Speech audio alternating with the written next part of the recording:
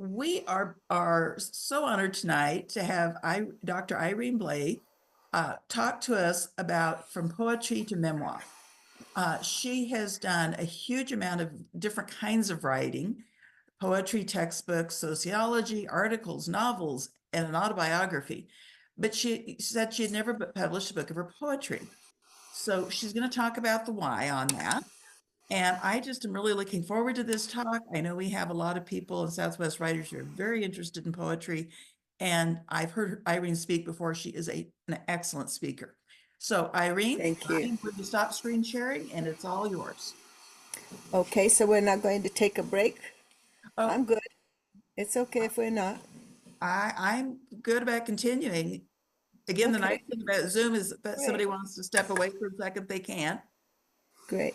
Well, thank you. Takes a It's minute to always, undo and redo. So yeah. yes.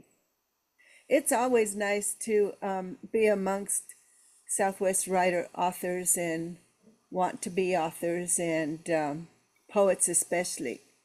I've been thinking a lot about poetry and the importance of poetry, and I don't want to get too political on you, but given the times that we are experiencing, I'm waiting for something to happen that proclaims that we poets are going to try to be silenced. And because we speak so much truth to power, we sometimes uncloak the hidden agendas. And I think therein is the power of poetry. And you might know that when there is repressive governments, poets and artists are amongst the first to be targeted. So I have taken it upon myself to resist by continuing to write, to publish, to give voice to some of the things that are happening in my community, in my sphere, and in my country. And I want to emphasize my country because I am a former, well, some of you know that I'm a former welfare food stamp mother. And without welfare, heaven knows where I'd be, but I don't think I'd be sitting doing a Zoom session with Southwest writers. It just was not something I did, but in retrospect, it was something I did but my little sister was my audience. She was very ill as a child and had difficulty sleeping, so she would request from me. We shared a bedroom that I tell her a story that rhymed, and most of those stories that rhymed had to do with clowns or doggies or something childlike. I never wrote them down until about 1965 or so, when doing a survey for the War on Poverty, President Johnson's War on Poverty on housing. I went home and jotted some sentences, and I thought those sentences are so profound, and then recalled that my fifth grade teacher, Mrs. Hoffman, would read us poetry, and that those lines, those quotations that I had written down from people that had given testimony about actually it was an impoverished survey on people's housing, and I thought, oh, I think this is a poem like Mrs. Hoffman. But I remembered that Mrs. Hoffman read us some of the grand poetry from Europe, and some of us Hispanic students would just kind of nod out and tolerate Mrs. Hoffman because she was the last hour of class on Friday. So, but I loved it, and I missed Mrs. Hoffman when I had to go on to sixth grade and then change schools. So what happened to me as a result of the War on Poverty survey that I assisted with, I became very active in the Chicano movement. And during the movement, because of the male chauvinism in the movement, I began to speak out about the plight of women and the need to give women a voice. So in giving women a voice, I began to write chapbooks. And my book, Rose, I'm going to need your help here with Dragonfly. My book, Dragonfly, con- consists of some of those books. My daughter did the cover. She does my covers lately. She's done 3 or 4 of them for me. But I realized that some of those poems documented the life conditions of the people around me. And I once did a presentation for Sherry Burr, and our assignment was to write about where and how do you write. And I realized I write about where I am on that day, but I write every day, and I keep a very stringent writing schedule, just because I think I'm devoted to the writing. But I wrote chapbooks. Chapbooks were about 20 pages, no more than 20 pages, and I put together the chapbooks between 2 covers and submitted them to Rose, who helped me publish them as a book. And I realized that those poems took the reader and me through what was happening during the 60s and 70s and 80s to me. So after 50 years of publishing, I had not published a poetry book. I was busy living my life and writing textbooks and academic articles. And it wasn't until a couple of years ago that I went back to looking at my poetry and putting together this book. But I'm going to talk a little bit about the fact that as I move through the poems, I see, in retrospect, well, let me back up. We had at SouthWest Writers one evening a man who sang country western songs to us and talked about writing songs. And it was then that I realized, oh, wow, I had already published my autobiography, and I realized that my autobiography was in my poetry, and that's what finally led me to writing, putting together the book of poetry. So I'm going to try to share my screen now and show you, there, can you see that? Yeah, we can see it. Oh, okay. So It Ended with Wolf Medicine is my autobiography, and I had never thought to write an autobiography, but after I lived 77 years, and I'm now 79 in May, I decided that yes, I have something to say and something to share. This photo on the cover is my mother and myself at age 2. And when I was born, and I'll come back to that, I was told that I was born with wolf medicine. So in listening to the gentleman that so eloquently spoke about writing songs, having already published my autobiography, I went back to poetry and kind of published the books in reverse. I think I should have published the poetry first and then the memoir, but it's all in there. Some of the topics that I'd like to cover is, when we start a book, by introducing the characters and coming up with some hooks. And when you write when I wrote chapbooks, I didn't have any of that in mind. So I had poems in the book titled "Damn Sam, I Want to Share My Life, but I Need to Live Alone."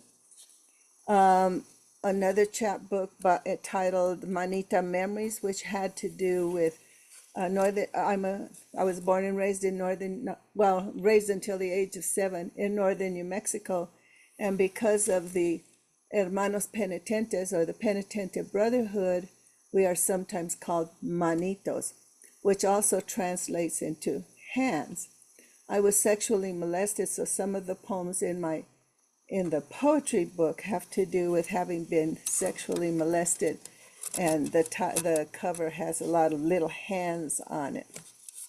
But the one thing that I continuously wrote about in my poems, as I looked back on them, was La Sierra, the mountain that I was born. I was born on top and on the backside of a northern New Mexico mountain, and we left that mountain and moved to Colorado in the 1950s.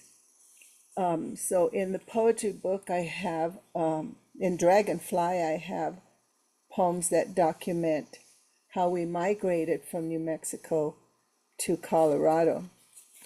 At the end of the book, I have the cover of the chapbook entitled New Mexico, Santa Tierra, Santo Sol.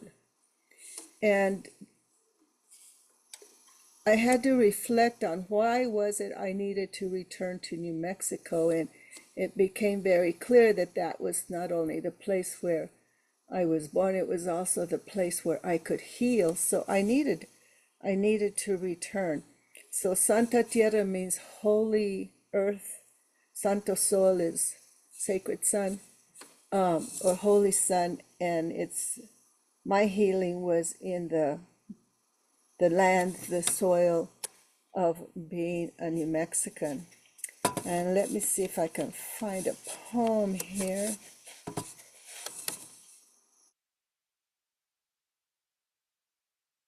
I was going to read you a poem entitled Displaced, because when I went to Colorado, it was a very alien space. I grew up speaking Spanish and with a few indigenous words from my mother's Pueblo, Taos Pueblo background. And the longer I stayed in Colorado, the further away it seemed I got away from my extended family and my sacred mountain and the sacred earth, and found myself displaced. So here's a poem.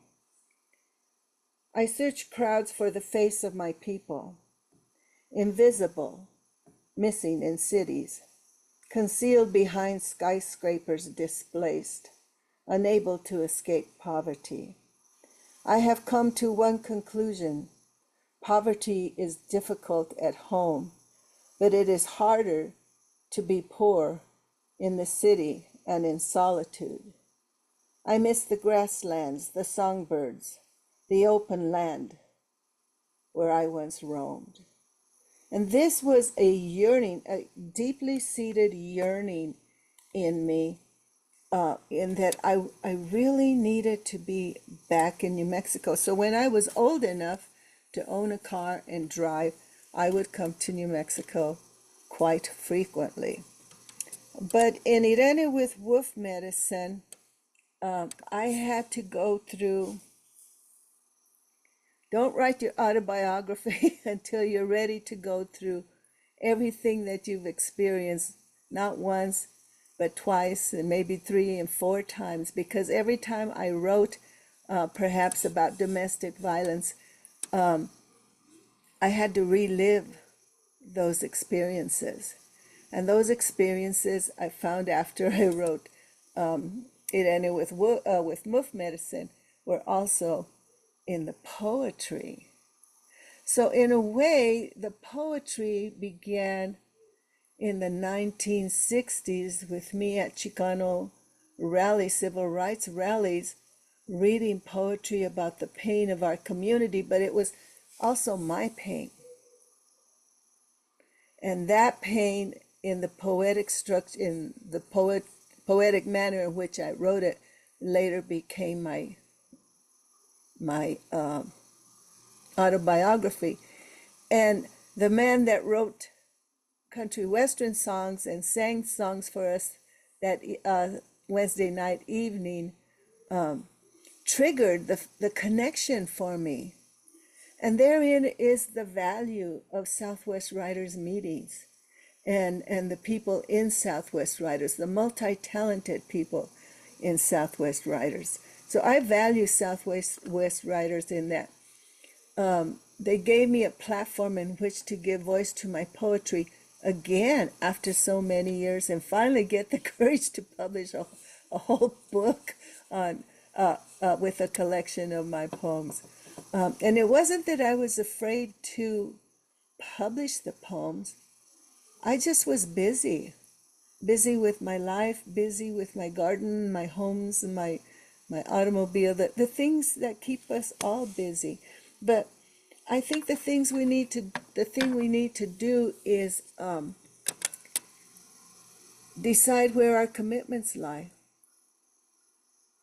And we have to make a commitment to our writing. And we hear that over and over again in Southwest writers. And that's the reason why I finally got my books published. But in writing Irene with Wolf Medicine, I found poems that reflected some of these, some of the things I've been talking about. Things like spirituality and the spirituality of the land. And I just published Irene, Talking with Rudy, which are some of my conversations with the author Rudy Anaya, Rodolfo Anaya, who is better known for publishing several books, but foremost amongst them, Bless Me Ultima. And the fact that there is spirituality in the land, there is spirituality in the space in which you and I walk, and we need to preserve that spirituality in those spaces, because they play a role not only to inform us about what is happening around us, but in giving voice to some of our poetry and some of the memories that we document. So in writing a book, I usually ask people to begin at the beginning, but I did not know that my beginning was going to be actually being born. And it has to do with the fact that I was born on the last night a Mexican gray wolf was heard crying in the mountains. So the first few lines of my autobiography are, a wolf howled on the night I was born. My papa told me the story several times. The Mexican gray wolf did not howl in the Sangre de Cristo mountains of northern New Mexico for another 37 years. It became an endangered species. And I felt like an endangered species, being away from Colorado. And I lived many places and traveled to many sites around the world. And I realized that some of the lines from my poems were also in my autobiography. So I think it's okay to quote yourself. But do look at your work and see how it informs additional works. So I began with the night I was born, because that was the night that the family stories were that I had wolf medicine. Now, I had not given any thought to wolf medicine until the wolf actually appeared to me in my backyard one evening and told me to write the book. I know it sounds weird, but I'm writing another book now, and it has to do with magical realism and the fact that for people from where I come from, mountain people, indigenous and Spanish-speaking people of those mountains, the things that we call magical realism are a reality in our everyday life. They actually happen. So when I write that Rudy Anaya appeared to me in the passenger seat of my car as I drove near his home and told me to write about him, I'm not making it up. It actually happened. And you might think I'm crazy or psychotic or on drugs. You might judge it in various ways, but it's also very real to me. And I know what it's kind of like for those people who say they've had UFO encounters. It's very real to them. And so that is very real to me. So I realized that in my poetry, I was writing about my extended family. I was born into a family of 28 people. So I was not raised solely by my mother and my father. I was raised by my grandmother, my grandfather, my great-grand uncle, who was already an old man when I was born, my nane means, not in Spanish, but in Tiwa, means uncle, but I didn't know that until I wrote my autobiography and somebody said, "Oh, your uncle's name is Uncle?" I go, no, he was my uncle. And so as one moves into the city, as I moved into the city, and it happens to other people, immigrants and migrants, and those are two different populations, sometimes the same populations, but as I migrated from northern New Mexico into Colorado, I lost a lot. I lost the relationship to those other people in my family. I lost my relationship to my cousins and the evergreens and the nature of my nana, who actually would stand on the porch and look out into the sky at night and would tell us that the wind said it would blow tomorrow about 12 o'clock, or that it was going to snow on Tuesday. And Vine Deloria, an indigenous writer, when he gave his retirement speech at the University of at Berkeley, asked the question, why is it I cannot do the things I used to do? And it's because the more we become urbanized, the more we become acculturated, the more we lose some of that ability. So I have struggled diligently to regain that ability. And I do write about needing to be back in New Mexico with my extended family and with my pine trees. I was living in Boulder for many years, and those pine trees were lovely, and the flatirons were grand. But they were not, that was not my mountains. Those were not my flatirons. I had no relationship to those. So they didn't serve to define me. The beauty of them was something I appreciated, but they didn't serve to define me. And Rudy and I would talk a lot about how to know us, indigenous people, people of many, many centuries in the territory that is now known as New Mexico, was to know New Mexico first in order to get at who and what we were. And that's not to negate other psychological and sociological aspects, but it's a very real thing to me. I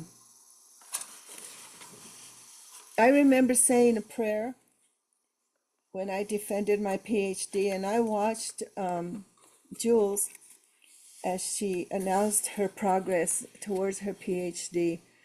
And one night I was praying right before my defense, and I said to my God, guide me as I answer the questions with these 5 old men. And here I am, Hispanic, a minority woman, feeling very brown, although my skin is not as brown as others, but feeling very brown and very small with these old men who are tenured full professors defending a PhD dissertation. I said, Lord, guide me, not give me the answers, guide me as I go through this process, and I will do your work amongst my people. At the time, because I was active in the Chicano movement, many Chicanos. Well, as I became a university professor and taught, I realized that my people were Vietnamese and African Americans and Ecuadorians and white women with giving voice to feminist issues, and I realized that you're all my people.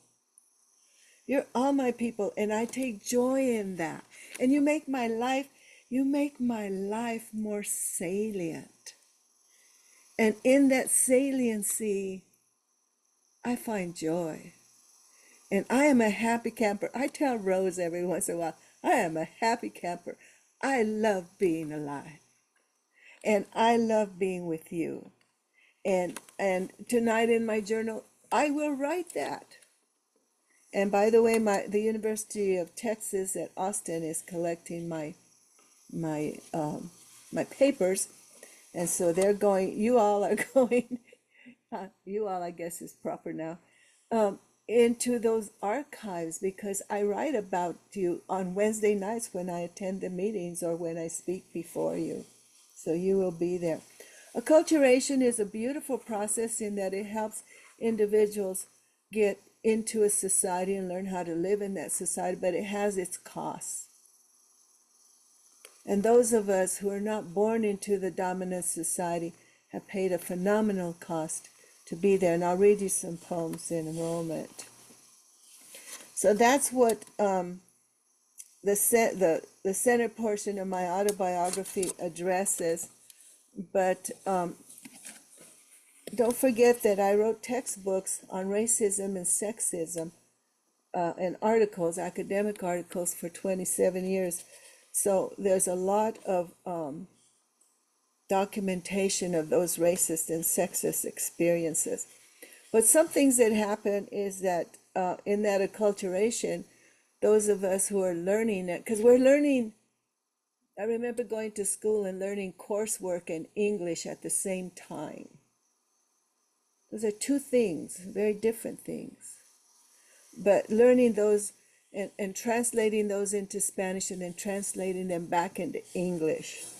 And from that, there's sometimes some people don't do as well as others. So they engage in dysfunction, and that dysfunction can take a variety of forms. And what happened to me is that I had became very dysfunctional and somewhat suicidal. But when the Chicano movement came along and I was of the right age to be a participant in it, it literally saved my life, because I was really wanting to destroy myself. And that destruction is not only mine, it's part of the process for some people. And so I will write Daughters of the West Mesa, for example, about prostitution. I was not involved in prostitution. About drugs, about suicide and murders. And so when Andrea Martinez spoke about her husband tried to kill her, I tried to kill my husband. I literally took his gun. It was during the Vietnam War at Camp Cherry Point, North Carolina. And it was after a domestic violence encounter, and he finally passed out on the bed. He was drunk. I took his gun and pointed it at him, and today I can still feel the tension of the trigger and his voice telling me, squeeze, don't jerk the trigger. I had had a baby 3 weeks prior to that, and that baby cried as I but eased the trigger back.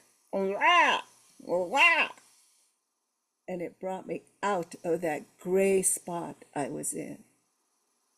So these are things that happen to us as we struggle. And it doesn't happen just to immigrants and migrants. It happens to all of us. And I'm here to tell you that if you write about it, you will heal. But you will have to go through the process and the pain again. When you write it, when you edit it, when you have your readers read it and give you feedback, you go through it again and again and again, and it gets easier the whole time.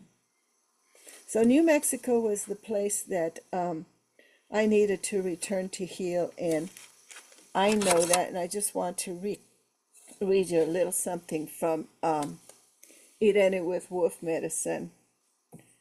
Perhaps I was addicted to conflict and struggle and did not know how to live in peace. But how does one release the mind, the body, the spirit from conflict to learn to live in harmony? I did not learn this at the university. It does not redefine me. I do not know, but sought out my wolf spirit and recalled how wolves isolate themselves in locations, in power sanctuaries, where they seem to do very little besides think. And I had to think my life out. And in thinking my life out, that took me to writing a book, to putting together a book of poetry after writing for 50 years and not publishing a book. So let me read you two or three poems.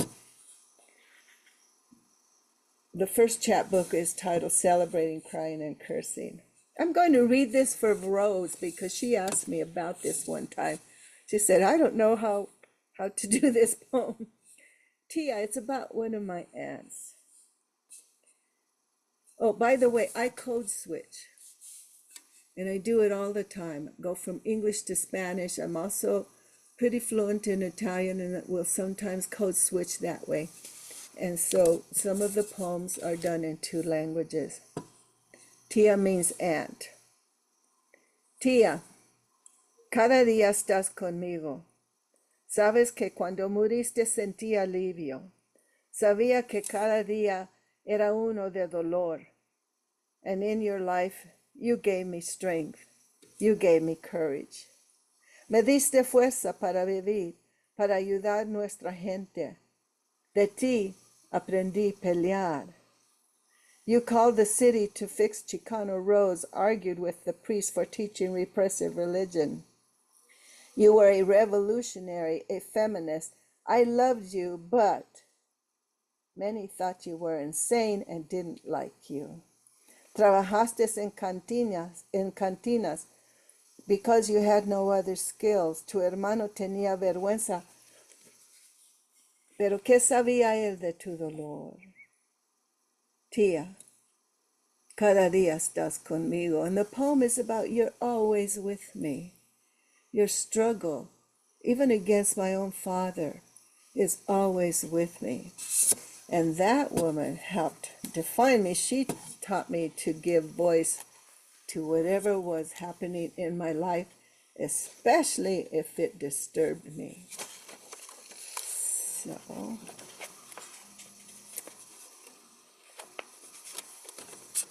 I think I've read this to Southwest writers before, and this is about when a brown bear came to visit our cabin in the mountains. One frozen winter evening, a shabby bear came to our log cabin. We had no fear because he needed food, and we had some. The hungry beast stuck its huge head into an empty syrup bucket, where it moaned for an hour trying to get free. I got smaller and sadder with each plea. I did not want the bear to be in pain. His pain frightened me. Daddy emerged from our log cabin, gently approached the living thing, and began to pull. The bucket broke loose. The bear stood up with a loud groan, grunting and growling, intending to attack my father. Then it stopped. Took a moment to recognize my father's face, to memorize my father's face, to thank him before leaving our place. So I know about the power of animals, and you may know about the power of animals and the fact that it's possible to communicate with them, and they want to communicate with us. I sometimes write small poems, like The Norm. Sometimes it is normal to be abnormal, to have a normal reaction to an abnormal situation. We all do crazy things. And I can do a couple more, one more maybe. You let me know when we're out of time. I love Poetry Month because it gives us an opportunity to listen to each other and learn to each other. You've got a lot of time. Pardon? You have a lot of time left. Thank you. Sometimes you just have to make a decision. To make a decision that maybe puts you on another path, and sometimes at odds with people who love you. When I decided to go get a PhD, I had a presidential fellowship. And I told my father, I've decided to go to the University of Colorado Boulder. And he said, what for? I said, to get a PhD. He said, why do you want to go there? They have the highest rape rate in the nation. I went to my mother and said, I've decided to go to Boulder. And she said, why would you want to continue going to school? Why don't you marry Richard? He likes you. Duh. I went to Richard and I said, I think I want to go to Boulder, but I'm not sure. And he said, oh, please don't go. I hate to see you cry when you fail. I became so angry. I packed up my little girl. She was 3 years old. And I took off to Boulder in a 1957 run-down Rambler, the color of green peas. And I never looked back. Never looked back. Loved my father, respected my father and my mother. I had 6 other living siblings at the time, and they all thought I was crazy and I was just a hippie chick. And my father said, you don't need to get involved in that Chicano movement. They kill people like you. They do. And they did.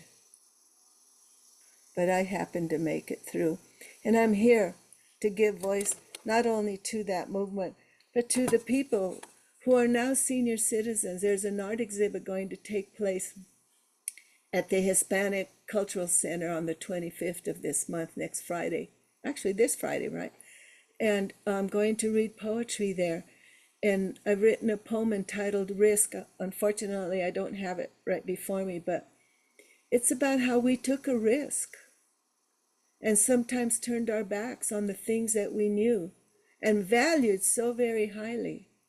But we had to speak out against racism. We had to speak out against sexism. Therein is an argument for protected classes and for programs that assist people who don't have the means by which to give voice sometimes, or the agency by which to manipulate their voice in such a way that it is heard. From there came not only this PhD, but in New Mexico, and the 25th Friday evening's function is featuring some of the traditional muralists from the movement.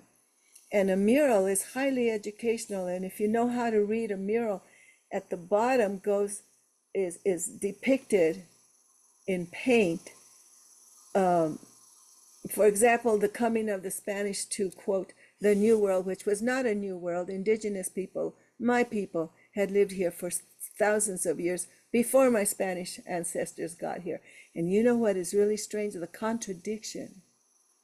The fact that I am a product of the conqueror and the conquered. How's that for crazy? How is that for crazy? But we live with it. And you will see indigenous people coming to the forefront again. They have their own television channel on PBS. It's a miracle. Who would have thought? Who would have thought? But we did it. My generation did it. The baby boomers did it. And we set it up for the next population. And now some of our language, our northern New Mexico language, is about to become extinct. Because very few people speak like this. ¿Sabes qué? Vamos a la casa. I don't know what's going on. Or, Adelita doesn't like school. ¿Quién sabe qué le pasa? But I think she's going to be okay. We can switch from laterally structured Spanish to hierarchically structured English, and our mind has to go like this. We have geniuses amongst poor people in this country, not just people of color, poor white people. in this country. And if we stand silent, if we don't resist, those talents will go unnourished. And those talents will not contribute to this country, which we had a hard time making mainstream America aware of the fact, much less accept the fact that we loved our country, the place of our birth, so much that we were willing to criticize for it and act out on its behalf. And we made allies with Native American people, with African Americans, with feminists. There was no LGBTQ plus movement during that time. But had there been, we would have looked for allies there, and we are making allies amongst those members of that population because they live with us. They have lived in our homes. You just may not know it. And you don't know their pain, and you don't know if they're suicidal, and we don't know how to heal them. I say poetry is a mechanism by which to heal, by which to give voice to the things that cause us pain. I will read to you.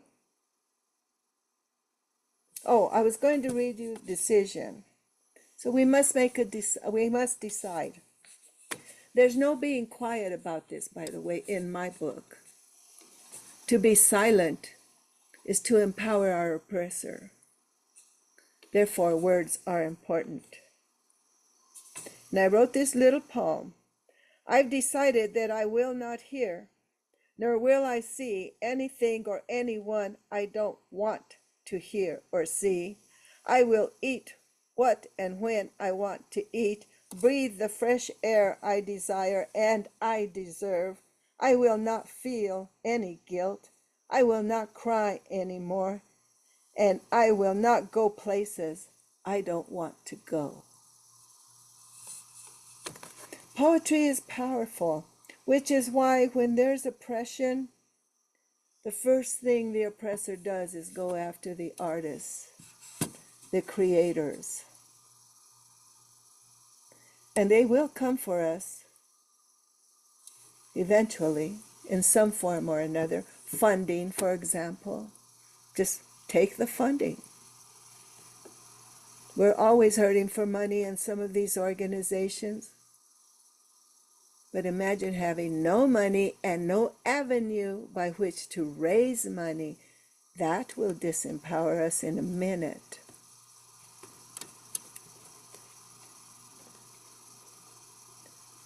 Here's a little poem. I like you, little book, because I understand you, little book. Why don't I stop and see if there are any questions, comments, or if you want to read a poem on my time, that's fine. So do we have any questions for Irene? Either raise your hand or put them in the chat. Otherwise, I'll read you another poem. I would love to hear another poem personally, but I think you should read Damn Sam to them. Oh, damn Sam. Okay. I mean, I know how I hear it in my mind, but It's my most requested and published poem. I don't think I marked it because I had no intention to read it. do you want me to Can share I- it on the screen? Can I read some? Go ahead, Andrea, you have something? Yeah, I'm gonna read Oh, I found it. Onda Movimiento, Movimiento. yes, by Irene Blea. Oh, you're going to read one of mine. How lovely. Can I read that? Blessings, yes. Many blessings. I was surprised 30 years ago when a young man addressed me as a señora. Oh, I guess I wasn't expecting to grow old in the eyes of the younger people. But after 77 years on this earth, I embraced it. It's not easy to acknowledge your abilities, challenges, and the abandonment of your own body, the side looks of your grandchildren, and the unease of your children when you can't open the ketchup packet or reach the top shelf for the floor, pee when you cough, or drop a bit of food on the floor. Nevertheless, I identify as Chicana, someone who understands my history, my intersection of race, class, and gender, and intends to do something about it. We elders still have much to offer because we have lived through much and we have resisted being consumed into mainstream America without respect. I have read about the new Chicana identity, yet I admire how they embrace their indigenousness. They use their energy to take action when it is needed, and I especially enjoy when they can use updated technologies. Since I came of age during the height of the Chicana movemento, my Chicana identity is rooted in el movimiento. It characterizes most of my life that I watch on television, buy groceries, work in my yard, or even who I married. At the height of my weekend is an art exhibit. This brown female who writes poetry and novels and empowerment that that encompass spirituality based in ancestral knowledge that gets acted out as a mother, a grandmother, a vecina, as a role model for generations, like tomatoes, chili, and calabacita that flower and produce sustenance. I am also rooted in indigenous activism when I render conference keynotes.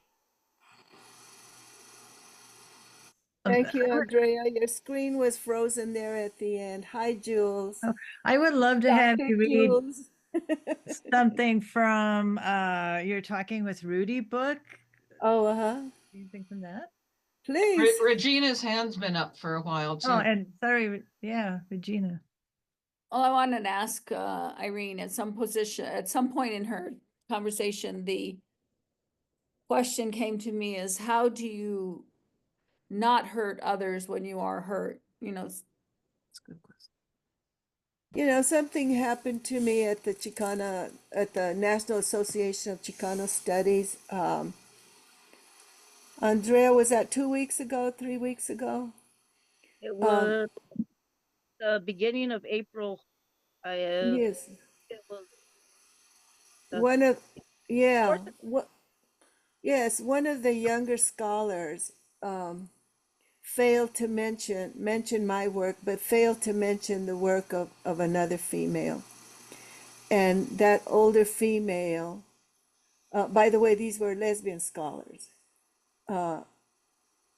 The older female just pounced all over the younger one for not mentioning her work. And so I didn't see it all. I got the story later, but I walked out into the hall, and the younger one was weeping, and there were 3 or 4 other women around her. And one of them said, Irene, please talk to, I'll use the name Rita. Please talk to Rita. She's hurting right now. So Rita moved closer to me, and I put my arms around her, and she just wept profusely. And all I could do was hold her as tight as I could.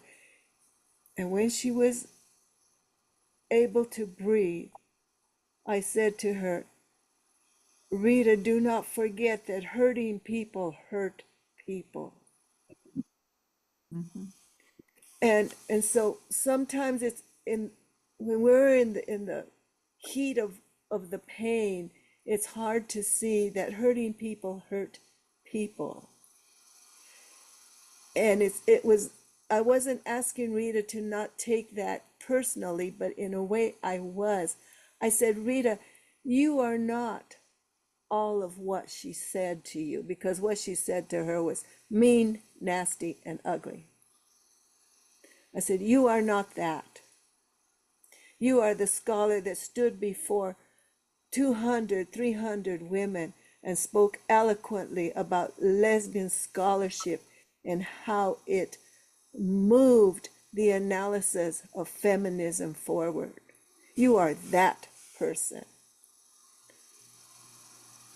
And so, Regina, all I can tell you is that hurting people hurt people, but if we cannot take it personally, and it's hard to do. It's hard to do because they personally do hurt you. But they're in pain also. They're seeking their power base. Maybe they've lost their power base.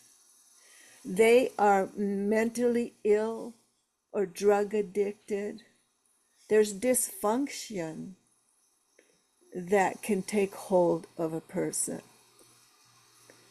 And I always, if you've been to some of my presentations, you'll remember that I'll always say, and I will hold you up. I will hold you up.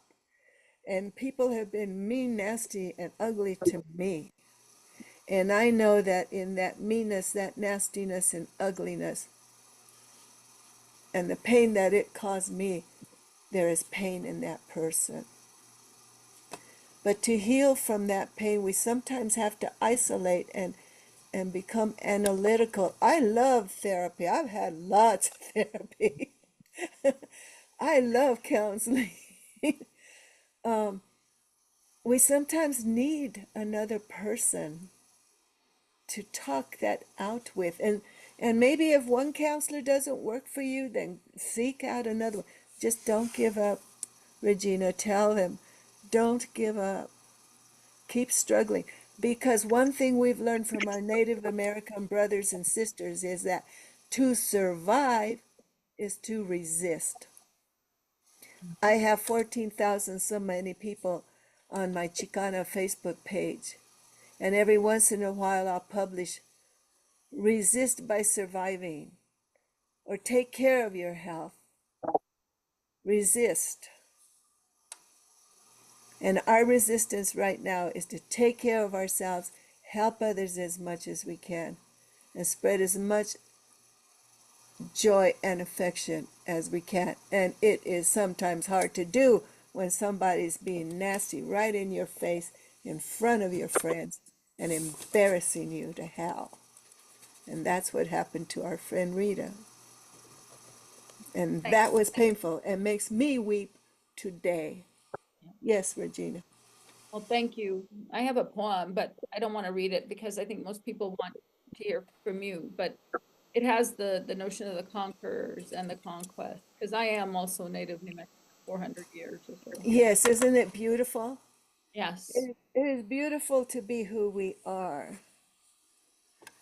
Thank you for that, Regina.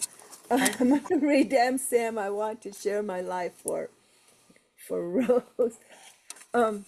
So I was dating a man named Sam, and he wanted us to get married.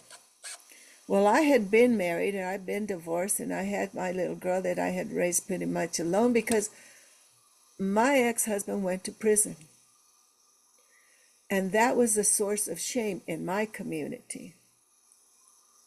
I don't know about other communities because I only lived in mine. And that was a source of shame. And I was done with marriage. I was not mentally healthy in marriage because I was always other oriented. And I'm just not good at that. I wasn't good at that. So I wrote a poem to Sam. And one day I read it at a National Association for Chicano Studies conference. There were 1,500 people at that conference. And I wrote, Damn Sam, I want to share up my life, but I need to live alone. I did not know how it spoke to women, but it did. Damn Sam, I want to share my life, but I need to live alone. I want to take a chance, but I don't want to lose. I need security, but I need to be free. I want to be a woman, but I don't want to be trapped in a female role. Oh, Sam, The things I have learned, the chances I've taken, the confrontations, the contradictions are making me crazy. I see your aloneness, your abnormalities, how we are caught up in rituals, and I don't like this affair. It makes me feel cold and unreal. I know what I want. I need to feel special. I want to love, to be loved. I want to be strong without a man. I want to wake up like spring, slow, undisturbed. I don't want to cry anymore. Damn, Sam. I want to share my life, but I need to live alone. That's beautiful. I Sam, really, Sam understood it. I will think, I think a lot of us women would understand that one. I Yeah, really, it became very, I was surprised. It became very popular. Very thank you so popular. much. I think that that was a wonderful note to end this lovely evening on. Irene, thank you so much. I just love listening to your story. I love listening to your poetry. And so let's give Irene a round of applause. Thank you. Thank you. Thank you.